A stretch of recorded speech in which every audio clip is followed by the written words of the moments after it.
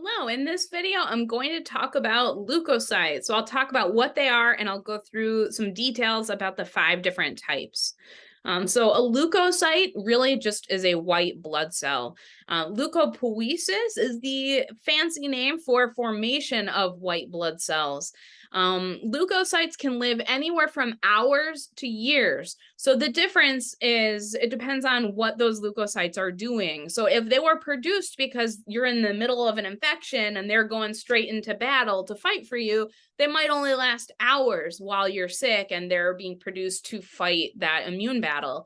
Whereas there are other cells that function as memory cells so that your immune system can remember what happened here in this battle years from now. And so that's where immunological memory takes place. So we have some leukocytes that are short-lived, some that will live for decades, and then anywhere in between. So our red blood cells outnumber our white blood cells 700 to 1. So we have far more red blood cells than we do white blood cells. A granulocyte is a leukocyte that has granules with enzymes that are released, whereas agranulocytes don't have the granules. So if we look in our little picture here, you see that neutrophils, eosinophils, and basophils are the granulocytes. And in the pictures, you can even see they have all these little speckles inside.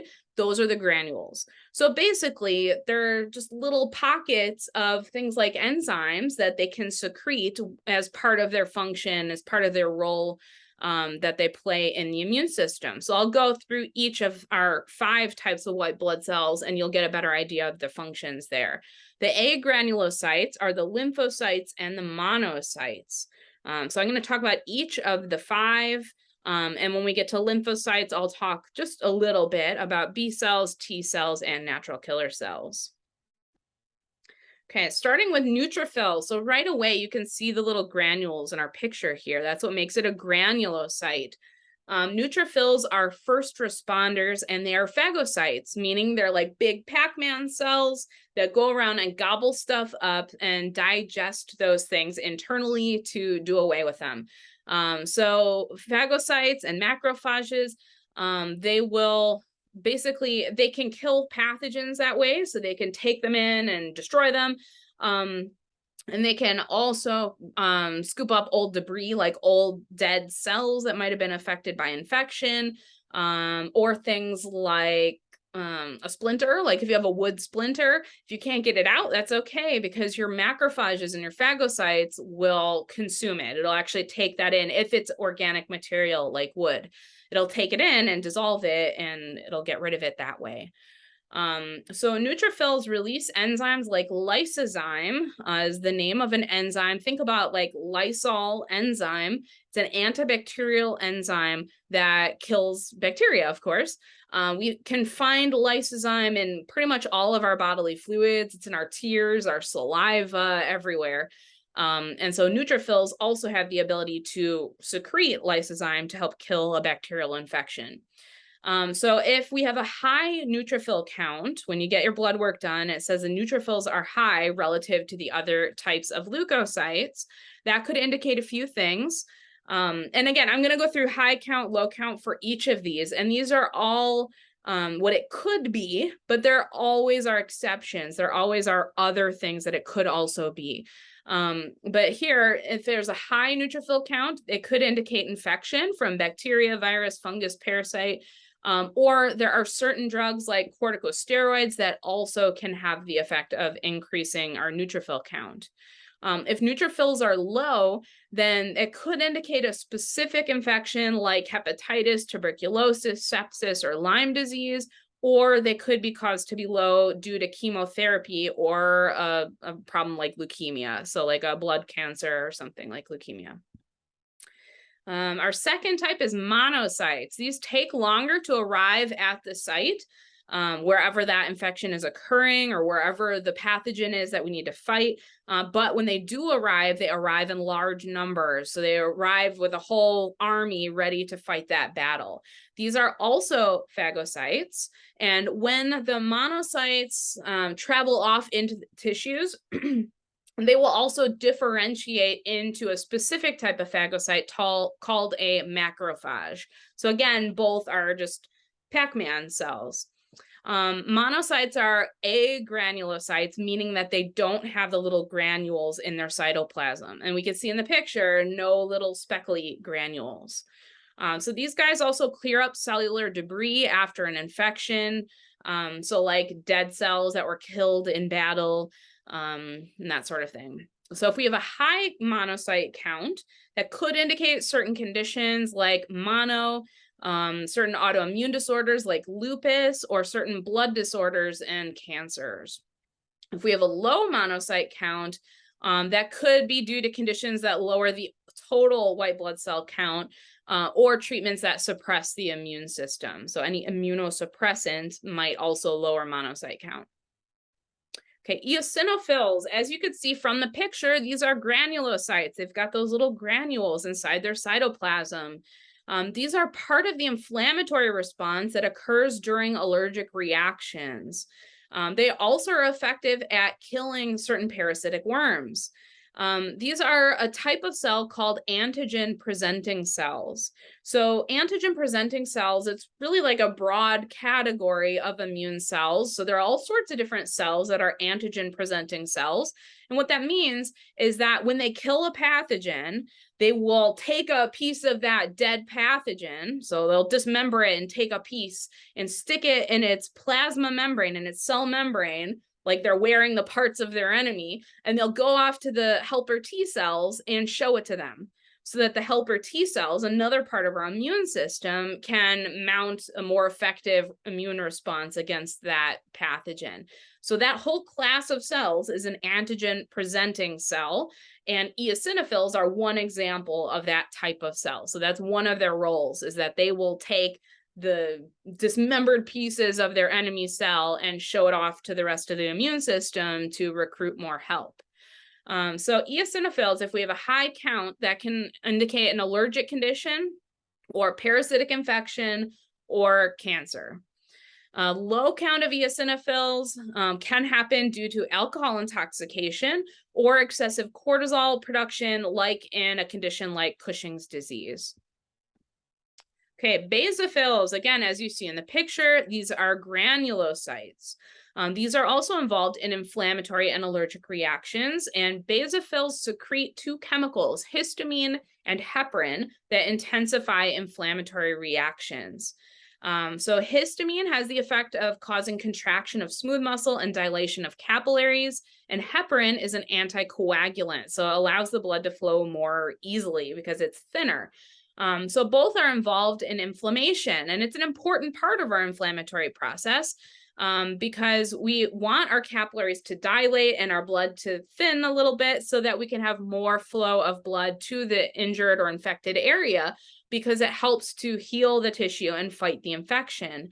The problem is when this is happening inappropriately, like in the case of an allergic reaction or inflammation that's occurring somewhere where it shouldn't be. And the problem with the effect of histamine to cause contraction of smooth muscle is that can cause spasming in the bronchioles in the lungs. So it can cause contraction of smooth muscle, which will close the small airways. And so that could be a big part of asthma and like anaphylactic allergic reactions. So if we have a high count of basophils, that can indicate infection, leukemia, or sometimes autoimmune disease, and a low count. So this is sort of counterintuitive. A low count can indicate a severe allergic reaction or a long-lasting infection. And you might think it to be the opposite, because if they're involved in inflammation and allergic reactions, you would think you have a lot of basophils. But it's the opposite, because if they're working overtime on inflammation or allergies, if they're working hard, then you'll actually have a lower count, because they're busy and they're hardworking and they're getting worn out. And so your count will actually be lower in circulation than normal, because they're off working hard at creating inflammation and allergic reactions. Okay, lymphocytes. So again, these are agranulocytes, meaning they don't have the little granules inside. We have three types. I'm going to talk about two here and then the third on the next slide. So here is lymphocyte in our little flow chart. And then branching down from there, we see our three types: B cells, T cells, and natural killer cells. So B cells and T cells are both part of our specific immunity or our adaptive immunity, meaning that they respond specifically to a specific pathogen rather than a general, like more generic response of the rest of our types of immune cells. Natural killer cells are also non-specific. Okay, so B cells and T cells are highly specific. Natural killer cells are not specific. B cells mature in bone marrow, whereas T cells mature in the thymus. B cells develop into plasma cells. So when we have a naive B or T cell, what that means is that that B or T cell is a blank slate and it hasn't yet figured out what particular pathogen it's going to spend its life killing. Then one day that naive cell is going to run into a pathogen somewhere in the body and declare itself forever the enemy of that pathogen. And when it does that, we say that that B or T cell has differentiated. That's the word for that. A differentiated B cell, we also call a plasma cell. So that's all that means. A plasma cell is simply a differentiated B cell. So it's a B cell that has forever declared itself the enemy of a particular pathogen. B cells produce antibodies. And so those antibodies are little proteins that are also going to target that same exact pathogen.